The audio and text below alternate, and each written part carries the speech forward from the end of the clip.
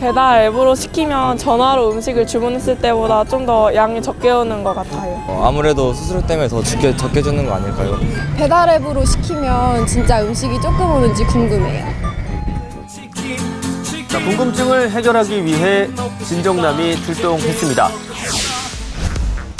자, 인기 있는 치킨 브랜드 3곳에서 프라이드 치킨을 3마리씩 시켜봤습니다. 주문은 모두 3가지 방법으로 해봤습니다. 직접 전화를 거는 방법과 배달 앱을 이용하는 방법, 그리고 무료 쿠폰으로도 주문해봤는데요. 자, 드디어 치킨이 다 도착을 했는데요.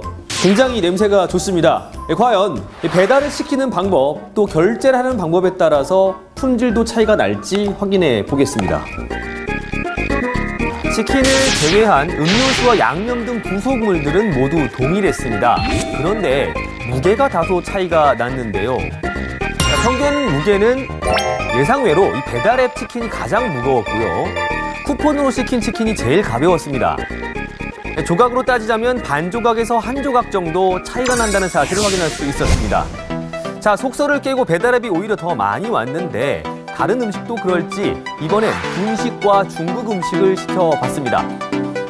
떡볶이와 튀김 그리고 탕수육이었는데요. 우선 떡볶이와 튀김 세트입니다. 역시 이번에도 앱으로 시킨 음식이 더 많았습니다. 평균 152g. 떡볶이 떡으로 치자면은 한 8개 정도가 더 많았는데요. 220g이나 더 많이 온 것도 있었습니다. 자, 마지막으로는 탕수육입니다. 자, 이번엔 배달 앱으로 시킨 탕수육이 오히려 적었습니다. 평균 36g, 조각으로 따지면 3조각 정도가 더 적게 왔습니다. 자, 정리를 하자면요. 이 쿠폰으로 시킨 음식들은 확실히 적게 온 게 보이시죠? 네.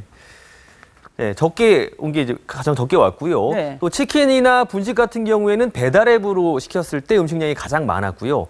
단 탕수육은 배달 앱으로 시켰을 때 좀 더 적게 온 거를 확인할 수 있었습니다. 아, 그러니까 배달 앱 수수료 때문에 음식이 더 적게 온다는 속설이 어떻게 보면 반은 맞고 반은 틀리다, 이렇게도 볼 수 있는 거네요. 네, 저희가 주문한 업체에 직접 확인을 해 보니까요. 음식점주분들은 하나같이 이 배달 앱과 일반 전화 주문 모두 특별히 음식량의 차이는 두지 않는다고 밝혔습니다.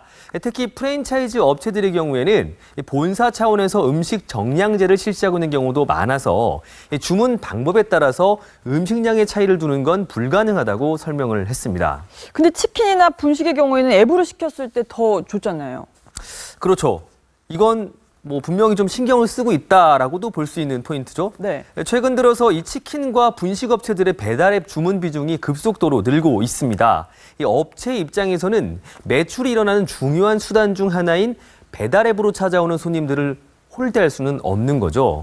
더구나 배달앱에는 평판이 존재합니다. 혹시나 음식량 가지고 좀 이렇게 조절을 하시다가 네. 자칫 혹평이라도 받게 되면은 매출에 굉장한 타격을 입게 되는 거죠. 아니, 근데 탕수육은 또 왜 더 적었던 거예요? 이것도 좀 확인을 해보니까요. 네. 중국 음식점들 역시 특별히 음식량에는 차이를 두지 않는다고 설명했습니다.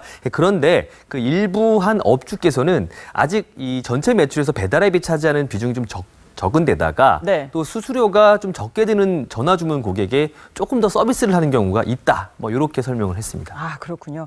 일단은 전화 앱이나 뭐나 뭐 전화나 전부 다 일단 많이 주세요. 이 한마디는 꼭 필요할 것 같네요. 그렇습니다. 네, 진정남 수고했습니다.